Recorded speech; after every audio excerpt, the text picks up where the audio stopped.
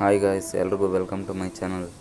ಈ ವಿಡಿಯೋದಲ್ಲಿ ನಾವು ನಿನ್ನೆ ನಡೆದಂಥ champions trophy 2025 India versus Bangladesh match ರಿವ್ಯೂವನ್ನು ನೋಡೋಣ.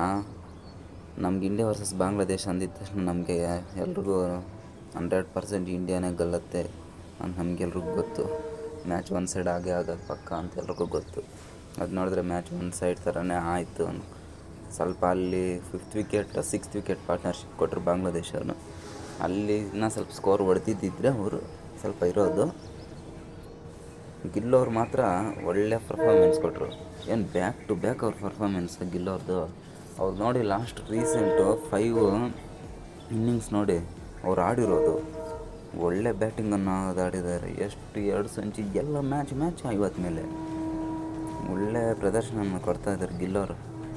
ಫೈನಲಾಗಿ ನೋಡಿದ್ರೆ ನಮ್ಮವ್ರು 46 ಓವರ್ಗೂ ಆಡಿದ್ರು. ಒಂದು 300 ಹೊಡೆದಿದ್ರೆ ಚೆನ್ನಾಗಿರೋದು, ಒಂಥರ ಕಾಂಪಿಟೇಷನ್ ಇರೋದು. ಅವ್ರು 228, ನಮ್ಮವ್ರು 231 ಚೇಸ್ ಮಾಡಾಕ್ತರು. ಹೊಡೆದಿದ್ದರೆ ಒಳ್ಳೆ ಕಾಂಪಿಟೇಷನ್ ಅನ್ನೋದು ಇರೋದು.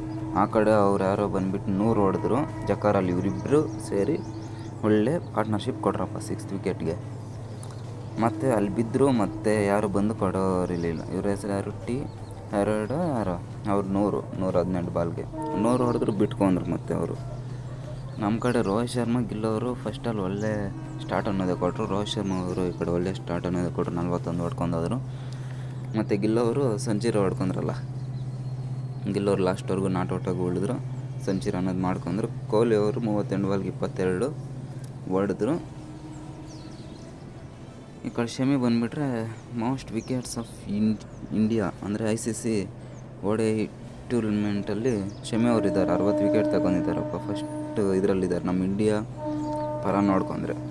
ಮತ್ತು ಜಹೀರ್ ಖಾನ್ ಅವರಿದ್ದಾರೆ, ಮತ್ತು ಶ್ರೀನಾಥ್ ಅವರಿದ್ದಾರೆ, ಮತ್ತು ಜಡ್ಡು ಅವರು, ಬೂಮ್ರಾ ಅವರಿದ್ದಾರೆ. ನಮ್ಮ ಬೌಲಿಂಗ್ ನೋಡ್ಬೋದು ನಿನ್ನೆ ಹೆಂಗೆ ಹಾಕಿದ್ರು ಅಂತ. ಶಮಿ ಅವ್ರು ಬಂದುಬಿಟ್ಟು 5 ವಿಕೆಟ್ ಎತ್ಬಿಟ್ರು. ಅದಕ್ಕೆ ಶಮಿ ಅವ್ರನ್ನ ಹಾಕ್ಕೊಂಡಿದ್ದಲ್ಲ ಅವ್ರು ಇಂಜುರಿಯಿಂದ ಬಂದ್ರೇನೋ ಅವ್ರನ್ನ ಬಿಡ್ದಿರ ಹಾಕ್ಕೊಂಡಿದ್ದು. ಅವರು ಇರಲೇ ಇರಬೇಕಂತ, ಬೂಮ್ರಾ ಇಲ್ಲ ಅವರು ಇರಲೇ ಇರಬೇಕಂತ. ಇವರು ಹರ್ಷಿತ್ ರಾಣಾ ಅವ್ರು ಅದೇನೋಪ್ಪ ಫಿಕ್ಸ್ ಮಾಡ್ಕೊಂಬಿಟ್ಟಿದ್ದಾರೆ. ಮ್ಯಾಚ್ 3 ವಿಕೆಟೇ ತೆಗಿತಾ ಇದ್ದಾರೆ. ಈ ಕಡೆ ನೋಡಿ ಇವತ್ತು 3 ವಿಕೆಟ್. ಅವ್ರು ಯಾವ ಮ್ಯಾಚ್ ಆದರೂ ನೋಡಿ ಅವ್ರು ಆಡಿರೋ ಮ್ಯಾಚ್ ಎಲ್ಲ 3 ವಿಕೆಟೇ ತೆಗೆದಿದ್ದಾರೆ. ಏನೋ ಆಗಿದೆಯಪ್ಪ, ಹರ್ಷಿತ್ ರಾಣಾ ಏನೋ ಮಾಡ್ಕೊಂಬಂದಿದ್ದಾರೆ. ಇಂಗ್ಲೆಂಡವ್ರು ನೋಡಿದ್ರೆ ಇಂಗ್ಲೆಂಡವರು ಒಳ್ಳೆಯ ಒಂದು ಕಾನ್ಫಿಡೆನ್ಸ್ ಮೇಲೆ ಹೋಗ್ತಾರೆ. ನಮ್ಮ ಇಂಡಿಯಾ ಮೇಲೆ ನೋಡ್ಬೋದು 2 ದಿನ ಮುಂಚೆನೇ ಕೊಟ್ಬಿಟ್ಟು ನಾವು ಇದ್ದೇ ಪ್ಲೇಯಿಂಗ್ 11 ಆಡ್ತೀವಿ, ಇದ್ರ ಮೇಲೆ ಇಂಡಿಯಾ T20 ಮೇಲೆ ಒನ್ ಡೇ ಮೇಲೆ ಇದ್ದೇ ಪ್ಲೇಯಿಂಗ್ 11 ಅಂತ ಹೇಳ್ಬಿಟ್ರು.